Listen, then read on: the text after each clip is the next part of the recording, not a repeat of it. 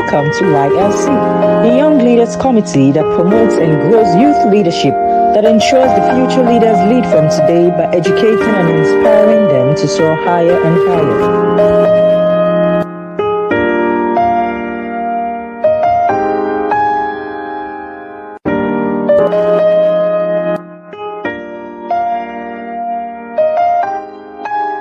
Welcome to Young Leaders Committee, the leadership channel for growing and supporting leaders in all spheres of life. I'd like to begin this episode with two truisms. One is that no man can be an island. And the second is that a tree cannot make a forest. These two truisms tell us that connections and relationships are natural and inevitable. It's a matter of time, and it's a matter of details of the connection or relationship. It's true and real that a hand cannot wash itself as fast and as clean as when two hands are washing each other. Therefore, we are going to begin our thought series today. And the theme of the thought series is Team Dynamics and Development. Team Dynamics and Development. We will examine various teams, how they are formed, as well as how they operate. We will also consider the development of teams, how to develop teams. However, in this video, we will focus on recruiting talents. This is the first video in this thought series, and the focus is recruiting talents. Why? This is because good and successful teams are usually made up of great talents. It takes great talents to make great teams. To recruit talents who can help you get results, you need to know what talents are and be able to differentiate them from all other things that are closely related but are different from talents. So let's begin with the concepts of talents. What is a talent?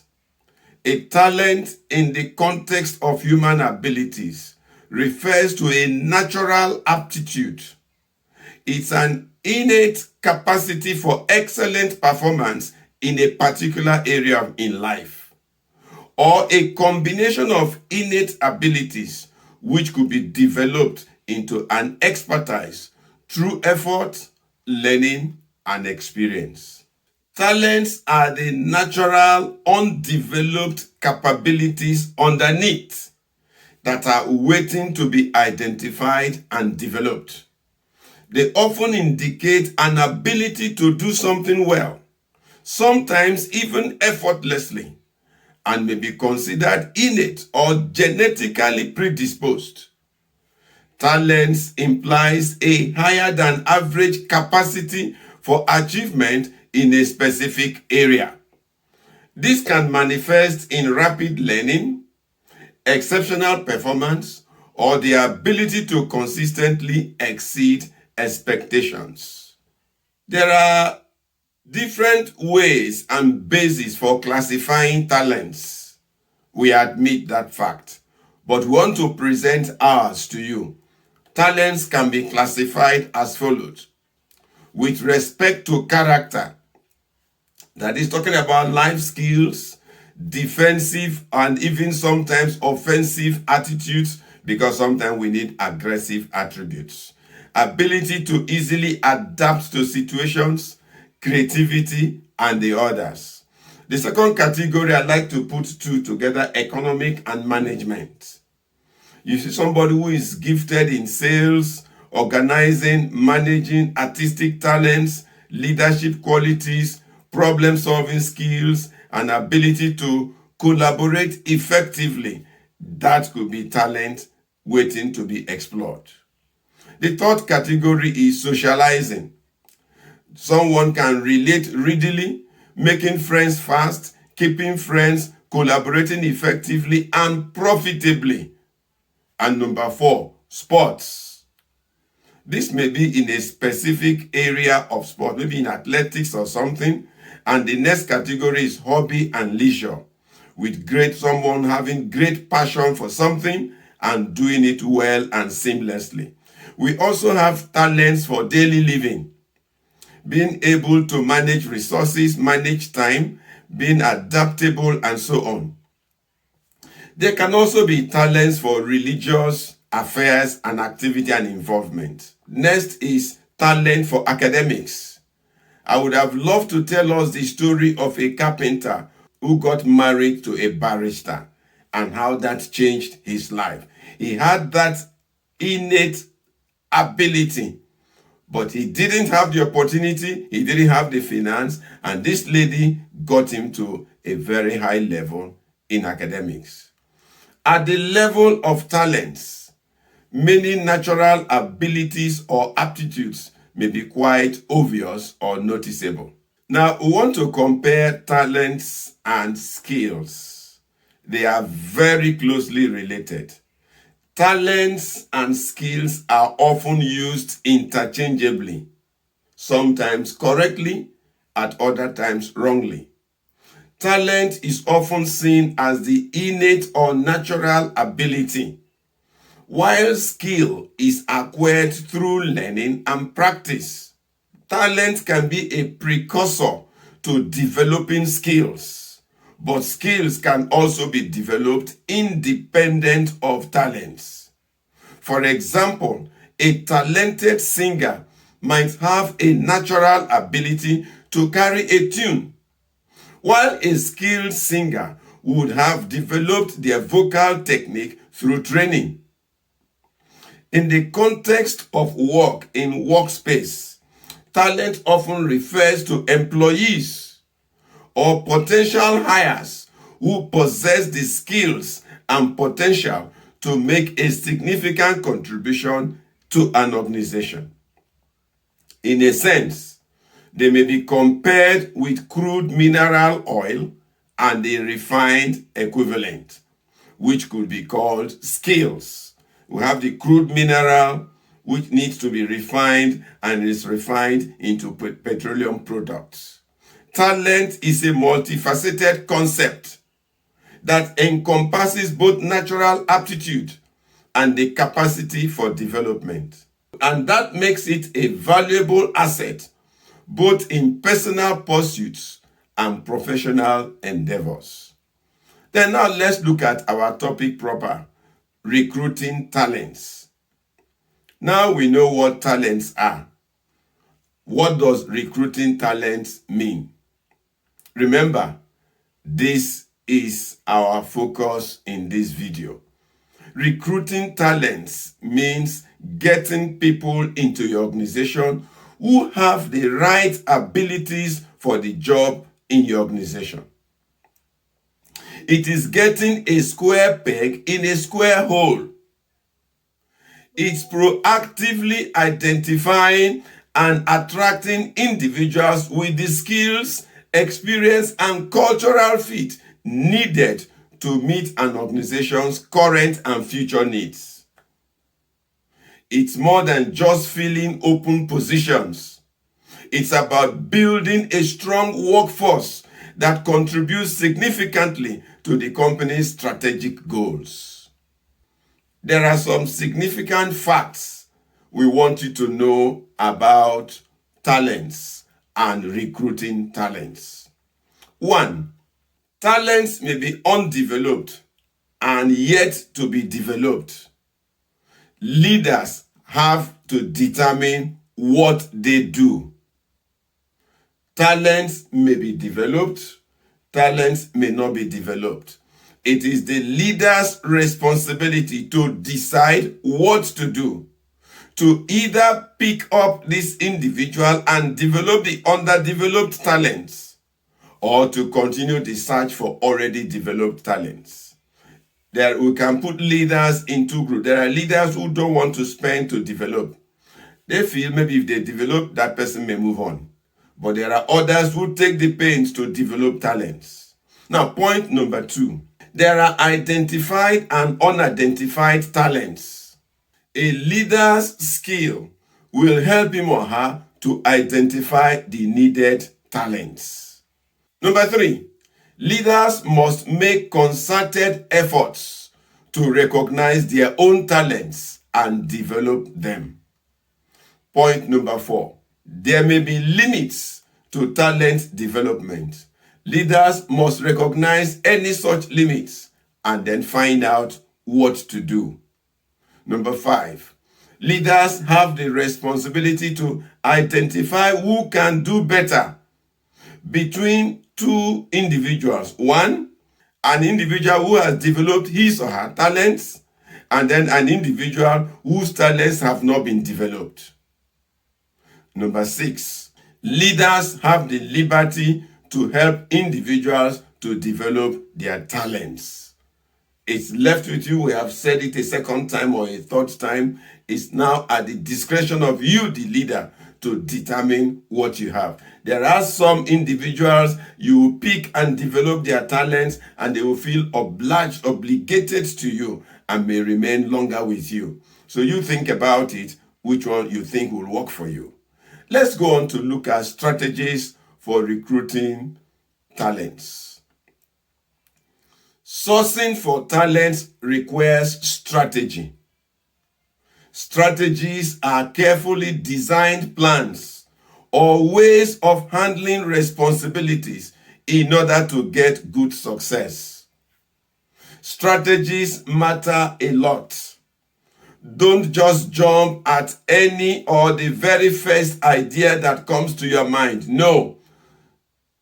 Screen them, study them, and find out which one to develop and to use eventually. Find out which one to develop and make use of. Studies may even help you discover strategies that will work effectively for your organization.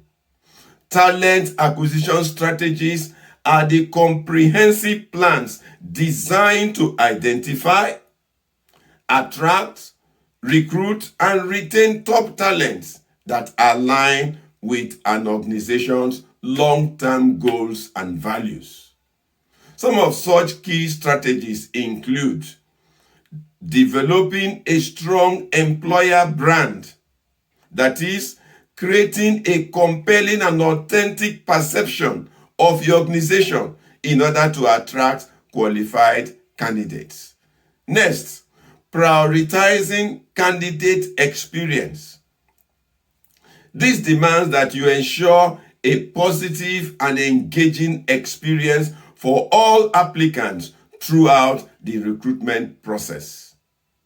Next, utilizing data and analytics.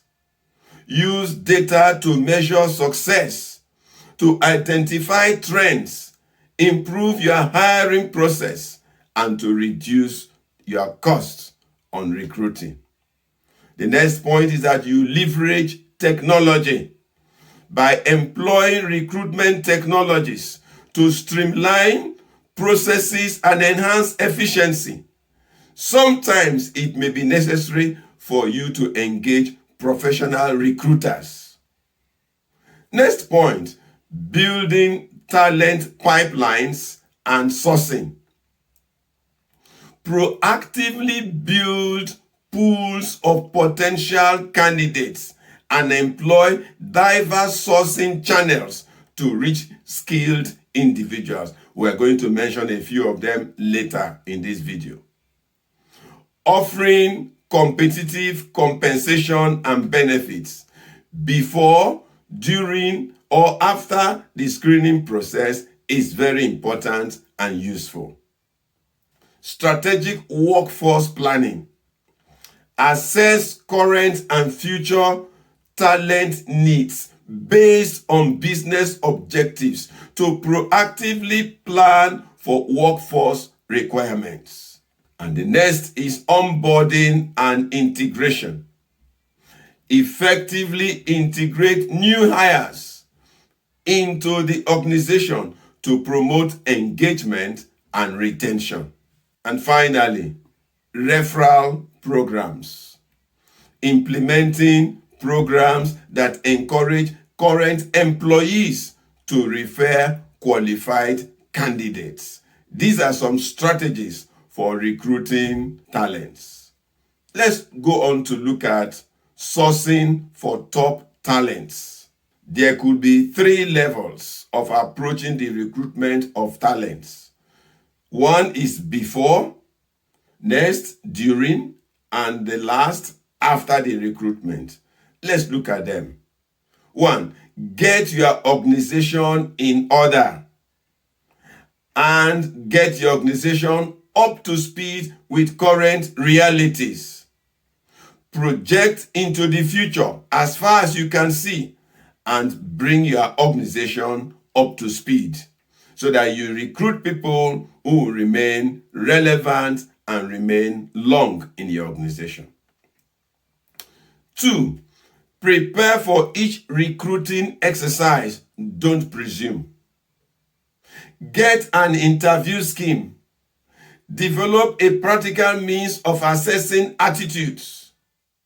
Have a prior selection team briefing to harmonize your thoughts. So you don't just go into the interview and the interviewing team is not well organized. No, that's not fair. Decide on whether to have a prior interview to eliminate some candidates before the final one. Now, the third one is at the screening exercise.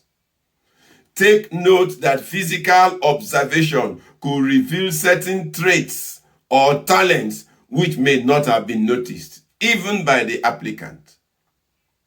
Then investigate that further to ascertain the veracity of the thought that came to you or the observation you made.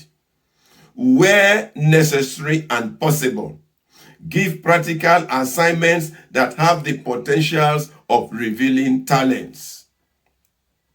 It's possible for talents to be revealed which the applicant was hitherto not aware of. Recognizing the needed talented person is an art, and is a talent in itself which you, the leader, must have.